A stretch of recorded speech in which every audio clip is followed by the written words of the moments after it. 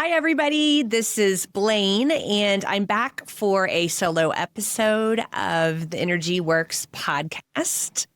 And today the topic is the wisdom of the body. I've been thinking about this a little bit, as I do when I'm considering different topics to chat about on the podcast. I usually kind of marinate in the idea for a while, and different thoughts about what I want to talk about will pop up at different times, and I will jot them down. And then eventually I reach the point that the marinating needs to stop and I need to just turn on the mic and do it. And that's how I feel about this topic. I actually this morning taught an energy medicine yoga class where I pulled an aspect of this topic into the class. We have, if you are new to the podcast or are not as familiar with the company Energy Medicine Yoga, one of our services, our offers for our community is we have an Energy Medicine Yoga membership where we do energy medicine yoga classes live online from 20 minutes to 45 minutes, 3 times a week. And then Lauren does another class once a month. And I taught one of those today. And one of the aspects that I pulled in was about the wisdom of the body, where I think we all can resonate, can remember times that this has happened when someone requested something of us and our body said no, but our mouth said yes. Because we felt like we should say yes, or we're afraid of the ramifications or saying no, or we're just yes people, or we want to help somebody else, or for whatever reason. The body said no, but the mouth said yes. That is a crime against the wisdom of the body. In Ayurveda, there is a word, Prajnaparadha, and that means crime against wisdom. And that's exactly what the topic of this wisdom of the body conversation is that I'm having with you today, is when you know the right thing to do, be it maybe you should go exercise, or you should choose to eat something or not choose to eat something, but you don't do it. You do the other thing. You stay on the couch instead of go out for the walk, or you eat the cheeseburger instead of the salad. If the body is saying, I really should be eating a salad today. I haven't had a good amount of vegetables today. This is my opportunity to do it, but you choose not to. Crime against wisdom, Prajnaparadha.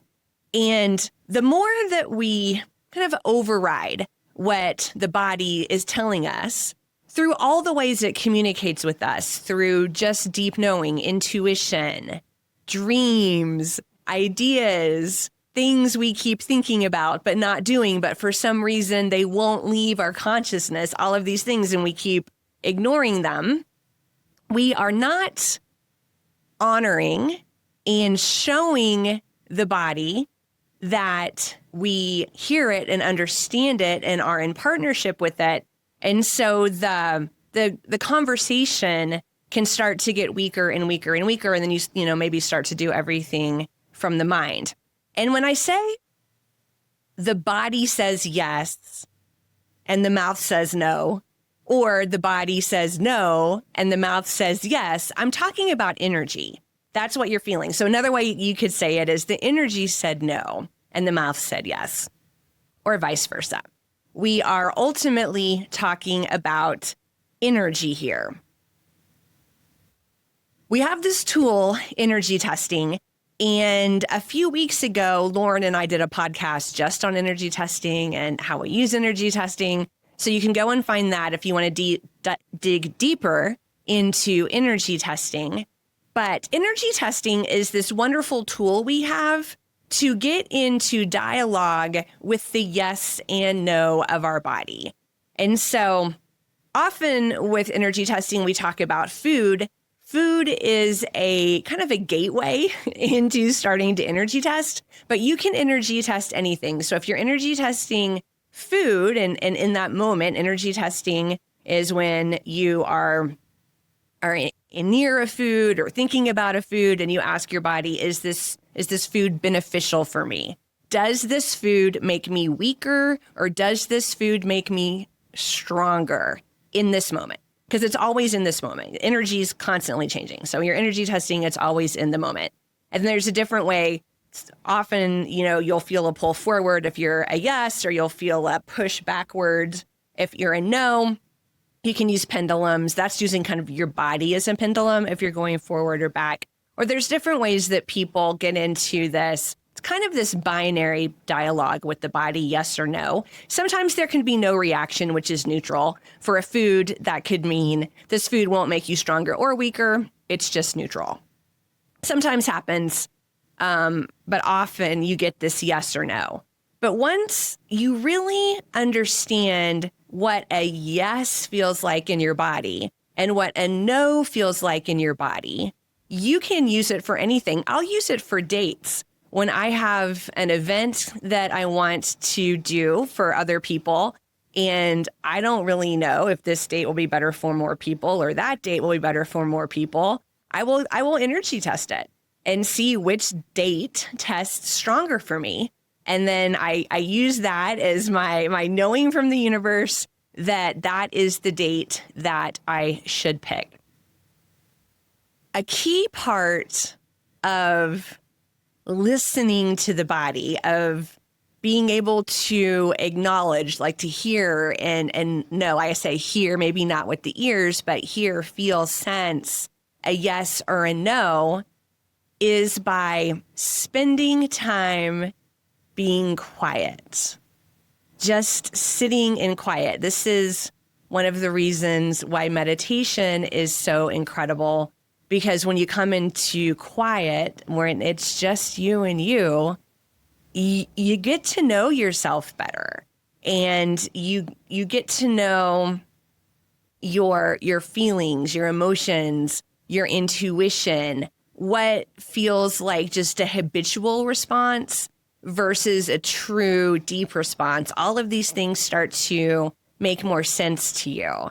And so if you're listening to this or watching it on YouTube and thinking, I don't know if I get messages from the body, start to spend more time in silence with yourself, in quiet.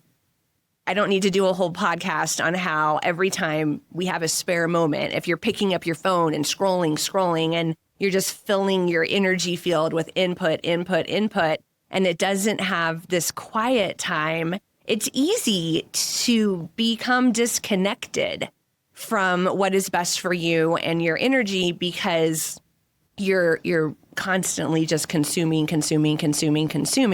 and there's no time for quiet, or we could call it energetic digestion. And so you have this place of neutrality where you can start to tune in.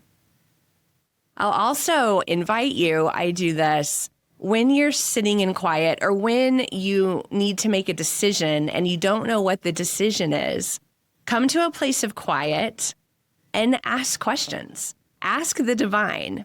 Ask yourself, same thing. Divine, God, the great mystery. You can use whatever terms you like.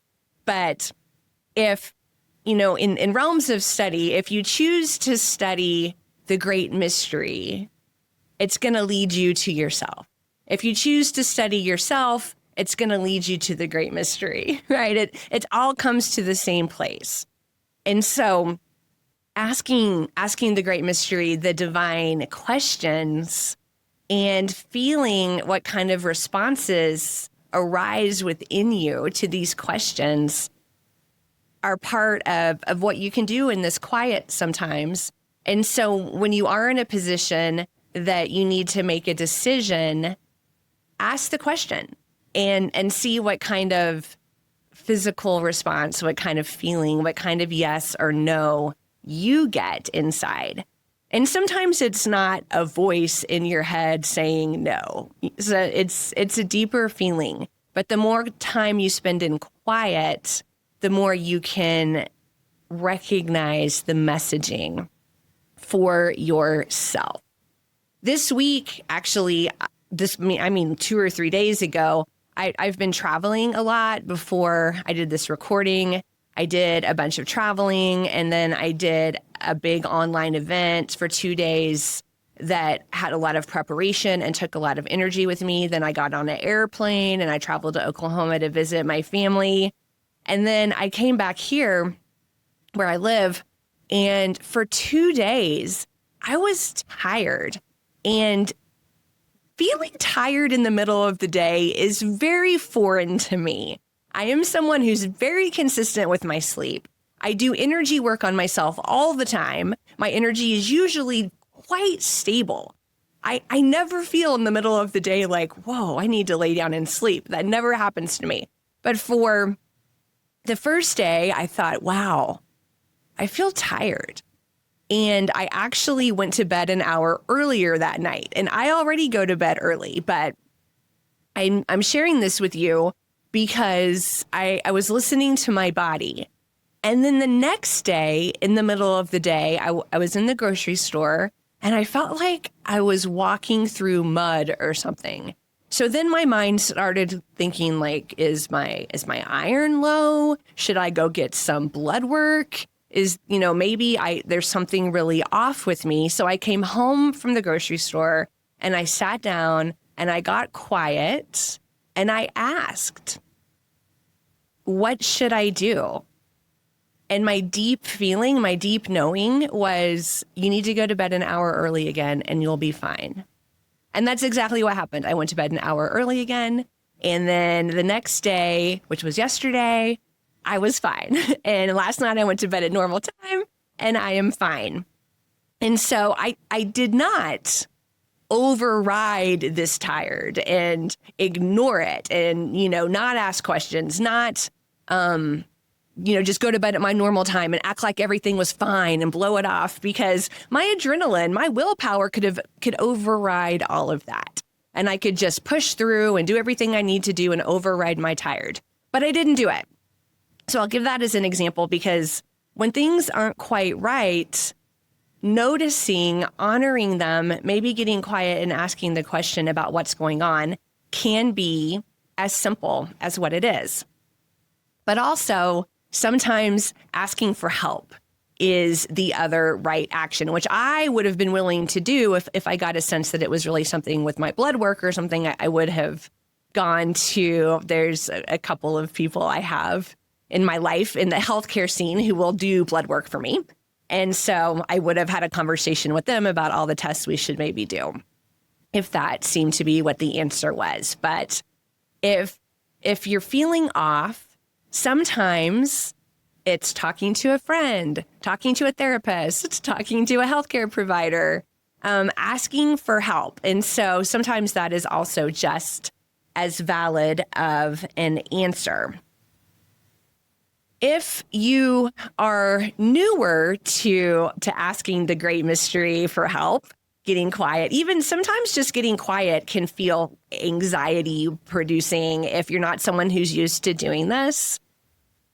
Using your breath, we have an energy system called triple warmer in this energy medicine tradition that we study. And triple warmer likes to keep things running the way they've always been running, because that you were safe. You've always been safe. And so when you start to do something that feels not safe, then triple warmer can maybe make you start to feel a little stressed out about it and uncomfortable and make you not want to change. And so taking some nice deep breaths, working with the vagus nerve, humming or singing. One of the things I like to do is just triple warmer. The meridian runs around your, like from your temples behind your ears. So I know you can't see me if you're listening, but if you're just pushing your hair back behind your ears, just tracing your fingers from your temples down to the bottom of the ears, back behind the ears a few times, giving yourself a hug with one hand on the back of the arm and the other hand on your rib cage with your arms crossed around your body, and really focusing on your breath. That can quiet the internal noise that again, this is things you would do when you're new, when you're quite comfortable with sitting with yourself and listening and quiet. You won't have any anxiety coming up and you kind of getting in the way. But if you're new and you feel this anxiety rising up, then you can do your tools, any other tools you have to calm your nervous system so that that static diminishes and you can hear what the wisdom of your body has to say. We also have a language of symptoms. So I just want to touch on this because things can start to go sideways if we ignore the wisdom of the body too much. We might have digestive problems. There are people who have digestive problems and their body for a long time might have been saying, don't do that. Don't eat that. Don't think that. Don't constantly be overriding what you know is right. And the constant overriding has led to an imbalance of the body that can show up as chronic headaches, chronic pain, chronic digestive problems.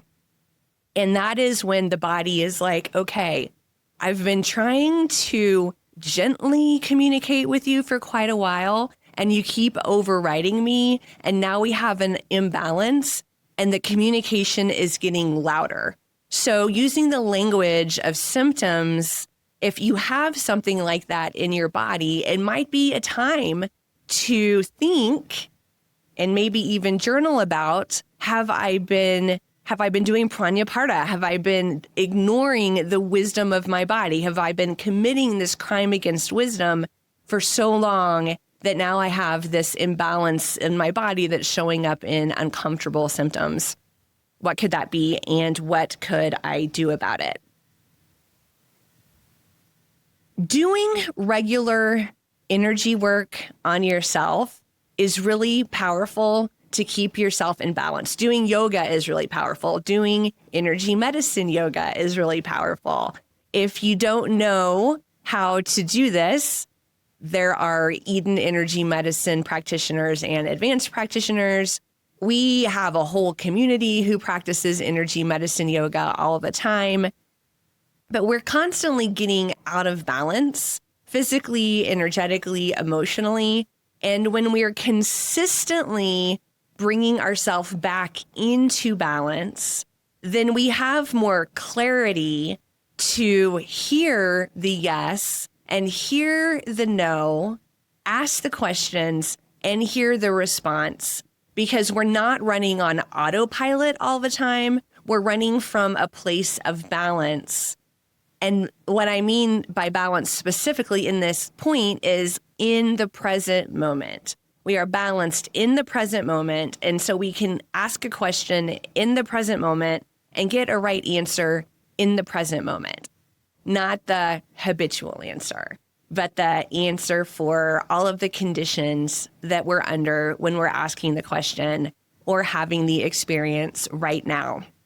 And I'll just close this wisdom of the body talk with an honoring of how much healing our body is doing every day, every moment, every night while we sleep. It is a miracle. Our human bodies are complete miracles, and everything that we expose ourselves to, and our wise bodies just healing and healing and healing and healing.